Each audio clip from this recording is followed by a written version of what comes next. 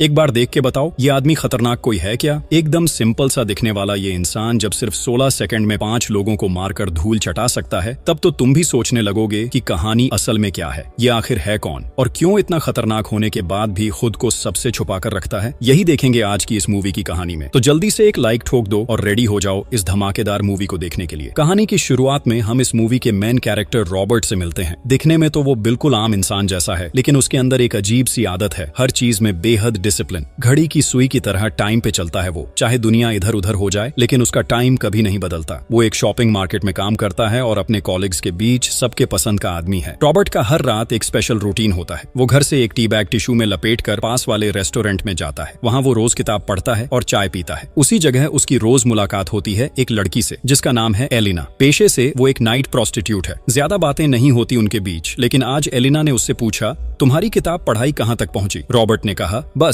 लगभग आखिर तक आ गया हूँ। तभी एलिना के पास उसके रशियन बॉस का फोन आता है। वो उसे कहता है कि मैंने एक कस्टमर भेजा है, तुम उससे मिलो। वो कस्टमर बहुत मोटा और डिस्गस्टिंग आदमी था। एलिना मना कर देती है और कहती है कि मैं इस ऑगली आदमी के साथ नहीं जा सकती, लेकिन इस लाइन में ना कहने का कोई ऑप्शन नहीं होता, इसलिए उसे मजबूर किया जाता है उस आदमी के साथ जाने के लिए। रॉबर्ट पूरे मामले को फॉलो करता रहता है। अगले रात रॉबर्ट फिर उस रेस्टोरेंट में आता है और एलिना से मिलता है, लेकिन आज उसके चेहरे पर कई चोट के निशान थे। रॉबर्ट पूछता है कि तुम्हारी ये हालत किसने की? एलिना कहती है कि ये लाइन में तो ये सब आम बातें होती हैं। रॉबर्ट कहता है कि तुम इस लाइन को छोड़ दो और अच्छे रास्ते पर आ जाओ। एलिना कहती है कि यहाँ आना तो आसान है, लेकिन निकलना बहुत मुश्किल है। फिर वह रेस्टोरेंट से बाहर निकलकर बाहर टहलने लगती है। रास्ते में एलिना और रॉबर्ट की पर्सनल लाइफ पर कई बातें होती हैं। रॉबर्ट बताता है कि उसकी पत्नी थी, लेकिन आज वह उसे छोड़कर चली गई। उनकी बातों के बीच एक कार आती है और एलिना को मारते हुए कार में डाल देती है। ये मार देने वाला पब्लिक वही था जिसका नाम स्लावी था। स्लावी रॉबर्ट को देखकर उसके हाथ में एक कार्ड देता है और कहता है कि ये लड़की बहुत तेज है, मुझे कॉल करोगे तो इससे भी बेहतर लड़की मैं तुम्हें दूंगा। फिर वह वहां से चला जाता है। आदमी तो समझ ही नहीं पाया कि किसके साथ क्या बात करके वह चला गया। अगली रात रॉबर्ट फिर उस रेस्टोरेंट में जाता है, लेकिन आज उसे एलिना नहीं दिखती। रेस्टोरेंट के मालिक उसे बताते हैं कि किसी ने एलिना को बहुत बुरी तरह मार दिया और हॉस्पिटल की आईसीयू में भेज दिया। ये सुनकर रॉबर्ट बहुत परेशान हो जाता है, क्योंकि कुछ ही दिनों में उसने उस लड़की के लिए एक खास मोहब्बत महसूस कर ली थी। इसीलिए वह एलिना की तलाश में हॉस्पिटल चला जाता है। वहां पहुंचकर रॉबर्ट देखता है कि एलिना की हालत बहुत खराब है। उसे इतनी बुरी तरह मारा कि पूरा चेहरा ही खराब हो गया है। रॉबर्ट वहां एलिना की एक दोस्त को देखता है और उससे जाकर पूछता है कि एलिना कैसी है। तो उसकी दोस्त मैंडी बहुत डर कर पूछती है कि तुम कौन हो? रॉबर्ट खुद को एलिना का दोस्त बताता है। मैंडी थोड़े भरोसे के साथ कहती है कि यह काम स्लावी ने किया। उसे जबरदस्ती एक क्लाइंट के पास भेजने के लिए स्लावी ने उस पर हाथ उठाया। तभी एलिना भी उसे हिट करती है, जिससे स्लावी पागलों की तरह एलिना को मारता है और उसके चेहरे पर बैटरी का एसिड डाल देता है, ताकि उसकी हालत को देखकर किसी ने फिर ऐसा करने की हिम्मत न करे। ये सब सुनकर रॉबर्ट अंदर से खुद को तैयार करने लगता है। वह सोचता है कि क्या फिर से उसे अपने पुराने लाइफ में जाना पड़ेगा? क्या फिर से वह दिखाएगा कि असल में वो कौन है? फिर सीन शिफ्ट होता है स्लावी के अड्डे पर। वहाँ रॉबर्ट पहुंचता है उस कार्ड पर लिखे एड्रेस के हिसाब से। रॉबर्ट स्लावी को $9,800 देते हुए कहता है कि ये पैसे रखो और एलिना को हर वक्त के लिए आजाद कर दो। स्लावी ये सुनकर हंसता है और कहता है कि इस पैसे से मैं तुम्हें केवल 1 महीने के लिए ही उसको दे सकता हूँ, और अगर तुम इस लाइन में नाम लिखवाओ तो आ जाओ, क्योंकि इस लाइन में तुम जैसे ब्लैक लोगों की अच्छी डिमांड है। ये सब बातें रॉबर्ट बिल्कुल शांत दिमाग से सुनता है। वह एक पल में उस रूम में मौजूद सभी हिटमैन को स्कैन कर लेता है। किसके पास कौन सा गन है, कौन कहाँ बैठा है, सबका पूरा डिटेल वह अपने दिमाग में कैलकुलेट कर लेता है। फिर धीरे धीरे रूम का दरवाजा बंद करता है और रॉबर्ट कहता है कि इन नादानों को मारने में मुझे ज्यादा से ज्यादा 16 सेकंड लगेंगे, और ये कहते हुए वह अपनी घड़ी की स्टॉप वॉच चालू कर देता है। अब देखा जाता है कि उसके खतरनाक आइडिया के हिसाब से पल भर में एक एक कर सभी बॉडी को फेंक देता है। किसी के पास रखा गन लेकर स्लावी को गोली मारता है, एक की गर्दन अपने ही चाकू से काटकर हल्के पर फेंक देता है, एक पब्लिक की आंख टोकरे के ग्लास से निकाल देता है और आखिरी को शैंपेन खोलने वाले स्क्रू से सीधे उसके थूथन में डाल देता है। और इस तरह 5 को मारने में उसे केवल 28 सेकंड लगते हैं। वहां से 9 सेकंड घटाकर देखा जाए तो मारे जाने का टाइम केवल 19 सेकंड था, नहीं 3 सेकंड ज्यादा हो गया। और तुम्हें बता दूं कि यहाँ का फाइट सीन बेहद शानदार था। अगले दिन वह बिल्कुल सिंपल तरीके से काम पर लौटा है और उसे देखकर कोई नहीं सोच सकता कि पिछली रात उसने 5 लोगों को ऊपर भेज दिया था। इस बीच घर लौटकर रॉबर्ट को खबर मिलती है कि वही 5 आदमी मारे गए हैं। वह समझ जाता है कि अब यह मामला बहुत दूर तक फैलने वाला है। इसी बीच शहर में आता है एक खतरनाक रशियन एजेंट जिसका नाम है टेरी। टेरी उस मर्डर सीन पर जाता है और देखता है कि उनके लोगों को बहुत ही बेरहमी से मारा गया है। इस मारने के स्टाइल को देखकर टेरी समझ जाता है कि यह कोई आम आदमी का काम नहीं है, बल्कि जिसने यह किया है वह जरूर बहुत ट्रेंडेड आदमी है, जैसे आर्मी या नेवी की ट्रेनिंग ट्रेनिंग वाले। टेरी फिर शहर के कुछ पुलिस वालों से मीटिंग करता है। वहाँ फ्रैंक नाम का एक पुलिस वाला उसके साथ ठीक से बात नहीं करता, लेकिन टेरी अलग किस्म का था। वह उसे समझा देता है कि मैं यहाँ सिर्फ तुमसे भीख मांगना नहीं आया हूँ, मैं यहाँ आया हूँ तुम्हें ऑर्डर देने। दूसरी तरफ रॉबर्ट देखता है कि उसका पसंदीदा एक कॉलीग राल्फी काम पर नहीं आया। वह उसके घर जाता है और देखता है कि उसकी माँ की दुकान में पिछली रात आग लग गई थी, इसी वजह से वह आज काम पर नहीं आया। आग लगने के स्टाइल को देखकर रॉबर्ट समझ जाता है कि यह कोई हादसा नहीं बल्कि किसी ने जानबूझकर यहाँ आग लगाई है। इसीलिए वह राल्फी से पूछता है कि असली कहानी क्या है। तब राल्फी बताता है कि शहर के कुछ पुलिस ऑफिसर उनसे रिश्वत लेते हैं। पिछली रात जब वे पैसे नहीं दे पाए तो उन्होंने यह काम किया। रॉबर्ट ये सब सुनकर समझ जाता है कि उसे अब क्या करना है। उसी रात वे दो पुलिस ऑफिसर फिर राल्फी की दुकान पर आते हैं। रास्ते में पैसे लेने के दौरान रॉबर्ट उनसे कहता है कि ये सब गलत काम छोड़ दो। उसे देखकर वे उसे हल्के में लेकर उसके साथ मजाक करने लगते हैं, लेकिन रॉबर्ट तब उन दो लोगों को सिर्फ 5 सेकंड में ऐसा काबू में कर लेता है कि वे बाद में पापा पापा करते हुए उन सभी को पैसे वापस कर देते हैं जिनसे उन्होंने पैसे लिए थे। इस बीच टेडी उस स्लावी के मर्डर को ढूंढते हुए एक कॉन्ट्रैक्टर के पास जाता है। वह कॉन्ट्रैक्टर टेडी को रशियन बेवकूफ लड़का कहकर बुली करने लगा है, लेकिन उसे नहीं पता था कि टेडी क्या चीज है। इसलिए थोड़ी देर बाद टेडी उसे पैसे देकर चेतावनी देता है और उसके मुंह फाड़ देता है। टेडी अब एलिना की दोस्त की तलाश करता है। वह उससे पूछता है कि क्या तुम एलिना को जानती हो। उसकी दोस्त झूठ बोलती है कि वह एलिना को नहीं जानती, लेकिन उसकी आंखों और चेहरे को देखकर टेडी समझ जाता है कि वह झूठ बोल रही है। टेडी को अब फोन करता है पूरे मार्केट का प्रमुख, जिसका नाम पुष्किन है। पुष्किन जब टेडी से काम की अपडेट जानना चाहता है तो टेडी कहता है कि मैंने अपनी जिंदगी में ऐसी कोई किलिंग नहीं देखी है जिसने ये मर्डर किया है। ये मामूली कोई आदमी नहीं है और मेरी जानकारी के हिसाब से हमारे पूरे नेटवर्क में किसी की इतनी स्किल भी नहीं है। पुष्किन तब कहता है कि इस किलर को जल्दी ढूंढो, तो टेडी कहता है कि कुछ ही दिनों में मैं इसे पकड़ लूंगा। इसके बाद टेडी एलिना की उस दोस्त के पास जाता है। वहां जाकर वह शांत दिमाग से पूछता है और पता कर लेता है कि उस दिन यहाँ एलिना से मिलने एक आले आदमी आया था, लेकिन उसने अपना नाम नहीं बताया। टेडी को जो पता करना था वह पता कर लेने के बाद वह लड़की का गला दबाकर उसे मार देता है। टेडी अपने साथी को रॉबर्ट की फोटो दिखाकर कहता है कि यही वह किलर है जिसने हमारे आदमी को मारा, इसलिए उसके बारे में जितनी जानकारी मिल सके सब निकालते रहो। अगले सीन में देखा जाता है कि रॉबर्ट जिस शॉपिंग मार्केट में काम करता है वहाँ एक चोर आता है और कैश काउंटर से पैसे छीनने की कोशिश करता है। रॉबर्ट तब चुपचाप उसे पैसे देने लगता है, लेकिन जब वह चोर एक लड़की से उसके माँ द्वारा दिया गया अंगूठी छीनने की कोशिश करता है तो इस बार रॉबर्ट का पावर मोड एक्टिव हो जाता है। लेकिन वहाँ अचानक एक बच्चा दिख जाता है जिसे देखकर वह अपनी गुस्सा को कंट्रोल कर लेता है और उस लड़की के हाथ से अंगूठी वापस निकालकर उसे दे देता है। लेकिन वह चोर नहीं जानता कि उसने किससे पंगा ले लिया है। रॉबर्ट उसके पीछे जाकर उसकी गाड़ी का नंबर नोट कर लेता है और एक हथौड़ी तैयार कर लेता है ताकि उसके हाथ पांव तोड़ सके। इसके बाद जब लड़की काउंटर पर लौटती है तो उसे अपने डेस्क पर वह अंगूठी मिल जाती है और दूसरी तरफ रॉबर्ट अपनी हथौड़ी को एक रूमाल से पोंछकर सही जगह पर रख देता है। साफ दिख रहा है कि रॉबर्ट ने अपने गियर से हल्के पर काबू पाने वाली दवा दे दी थी।